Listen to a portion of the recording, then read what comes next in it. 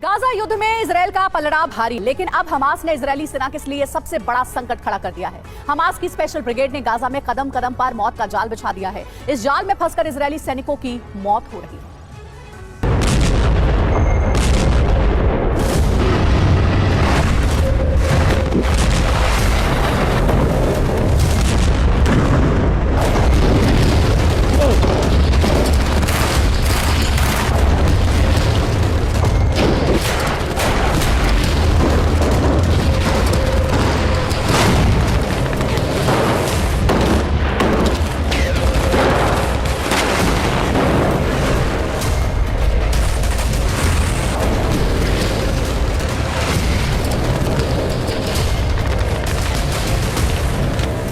युद्ध में नुकसान एक तरफा नहीं होता और गाजा में भी यही हो रहा है।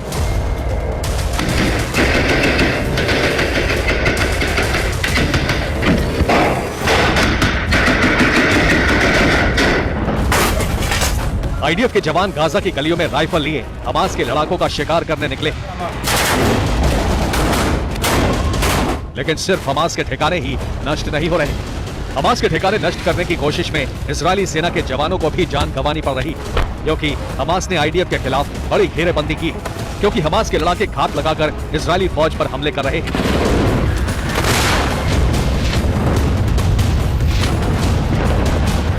इजरायल के टैंकों के करीब पहुंचकर आईडी हमले किए जा रहे हैं। इजरायल के जवानों को ट्रैप में फंसाकर मारा जा रहा है।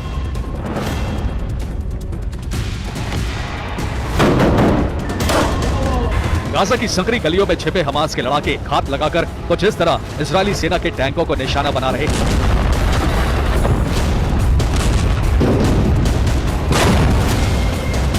हमास के लड़ाके टैंक के नजदीक पहुंचकर आईडी हमले कर रहे हैं। गाजा के ठिकानों में छिपे हमास के लड़ाके मकानों में सर्च ऑपरेशन चलाती इजरायली सेना की टुकड़ी पर आरपीजी से हमले कर रहे हैं।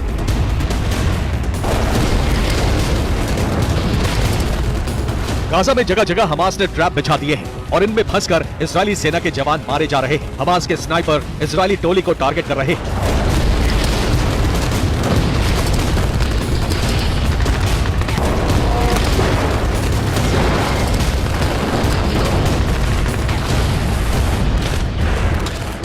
तेरह दिसंबर को हमास ने घात लगाकर इजरायली सेना पर सबसे बड़ा हमला किया।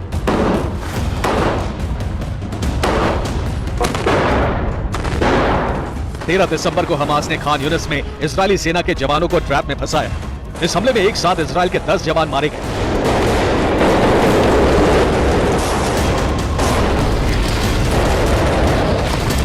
ये वीडियो गाजा के खान यूनिस का है। इस वीडियो में इजरायल के जवान हमास के लड़ाकों को मारने का ऑपरेशन चला रहे हैं, लेकिन ये हमास की सोची समझी रणनीति थी।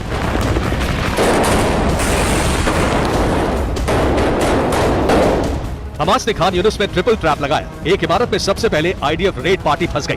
फंसे जवानों को बचाने के लिए दूसरी टोली भेजी गई। दूसरी टोली के पहुंचते ही हमास ने धमाका कर दिया। जवानों को रेस्क्यू करने आई आईडीएफ की तीसरी टोली पर भी घात लगाकर हमला किया। ट्रिपल ट्रैप हमले में 10 जवानों की मौत हो गई।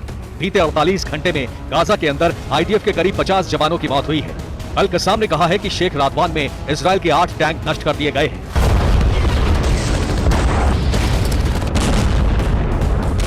इस बात की आशंका पहले ही जताई गई थी कि खान यूनिस में जंग बहुत भयानक होने वाली है, क्योंकि ये हमास का सबसे बड़ा गढ़ है और यहाँ हमास ट्रैप बिछाकर घात लगाकर इजरायल पर हमला करेगा।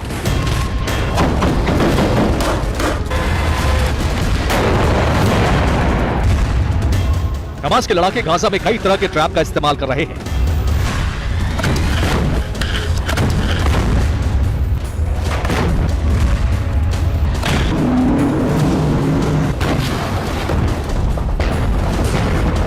गाजा के युद्ध में इजरायल के साथ साथ अमेरिका भी बुरी तरह से फंस गया है। नेतन्याहू और जो बाइडेन के लिए मुश्किलें कम होने की बजाय लगातार बढ़ती ही नजर आ रही है। अमेरिका पर सीज फायर के लिए दबाव लगातार बढ़ता ही जा रहा है, लेकिन नेतन्याहू ऑपरेशन रोकने के लिए तैयार नहीं है। ऐसे में अमेरिका खुद को बचाने के लिए किसी भी वक्त इजरायल का साथ देने से मना कर सकता है।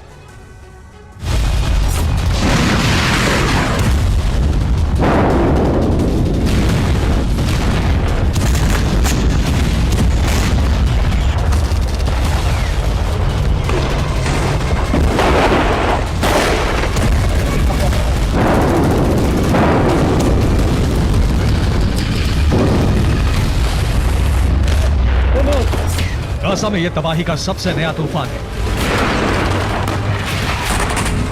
इजराइल की बमबारी से गाजा की धरती समतल होती जा रही है। गाजा में अब इमारतें कम और मलबा ज्यादा है। इजराइल के हमलों से गाजा की धरती खून से लाल होती जा रही है। गाजा में अब तक का सबसे बड़ा संहार हो चुका है, लेकिन विनाश का जो बवंडर है वो शांत होने के बजाय बढ़ता ही जा रहा है। 24 घंटे से इजराइल के हमले बहुत तेज हो गए हैं। गाजा से लेकर वेस्ट बैंक और राफा तक विनाश का दहलाने वाला मंजर। इजराइल के हमले इसलिए अब और ज्यादा तेज हो गए हैं क्योंकि उसके पास अपने ऑपरेशन को खत्म करने के लिए बहुत कम वक्त बचा है। इजराइल को डर है कि वो आने वाले वक्त में अलग थलग पड़ जाएगा। अमेरिका भी उसे मदद देना बंद कर देगा। ऐसा इसलिए क्योंकि गाजा में जितना बड़ा नरसंहार हो रहा है उसे अमेरिका बहुत ज्यादा दिनों तक सही नहीं ठहरा सकता। आशंका है कि अगर इजराइल ने जल्द ही बमबारी नहीं रोकी, उसका ऑपरेशन जल्द ही खत्म नहीं हुआ, तो अमेरिका भी मदद से अपना हाथ पीछे खींच लेगा। इस बात का एहसास इजराइल को भी है। यही वजह है कि इजराइल ने अकेले दम पर जंग लड़ने की तैयारी कर ली है। इजराइल के विदेश मंत्री एली कोहेन ने ऐलान किया है कि कोई देश साथ दे या ना दे, इजराइल का ऑपरेशन गाजा तब तक जारी रहेगा जब तक हमास का खात्मा नहीं हो जाता।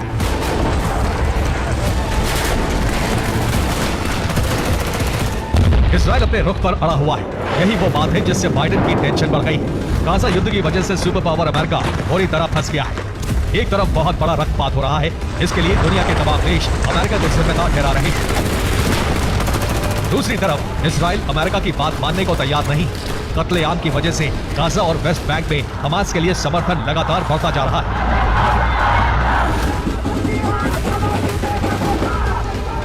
वेस्ट बैंक में एक सर्वे हुआ जिसमें 88% लोगों ने न सिर्फ हमास का समर्थन किया बल्कि इन्होंने कहा कि फिलिस्तीन के राष्ट्रपति महमूद अब्बास को इस्तीफा दे देना चाहिए। मतलब गाजा की धरती पर इजराइल के हमले की वजह से जो खून बह रहा है उससे हमास को फायदा हो रहा है। इस बात को इजराइल ने पहली बार स्वीकार किया है।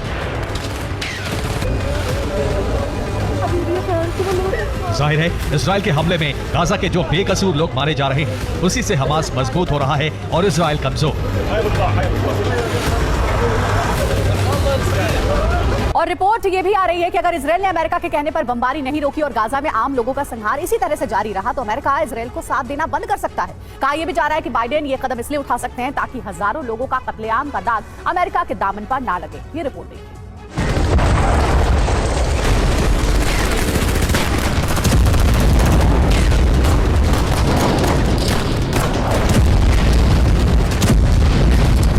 भीषण बमबारी और सबसे बड़ा रक्तपात, यही वो दो वजह है जिससे वेस्ट बैंक में हमास नायक और इजराइल खलनायक बन गए।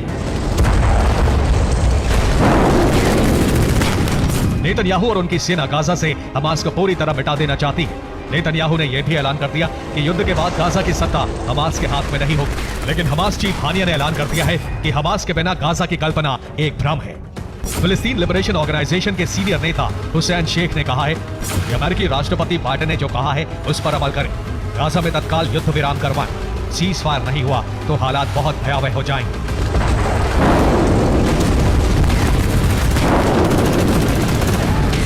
इसी तरह अरब देश भी अमेरिका पर लगातार दबाव डाल रहे हैं। दिक्कत यह है कि नेतन्याहू बाइडेन की बात मानने को तैयार नहीं, लिहाजा अमेरिका गाजा की जंग में बुरी तरह फंस गया है। युद्ध के इस भंवर से बच निकलने के लिए बाइडेन ने अपने राष्ट्रीय सुरक्षा सलाहकार जेक सलीवन को इजराइल भेज दिया।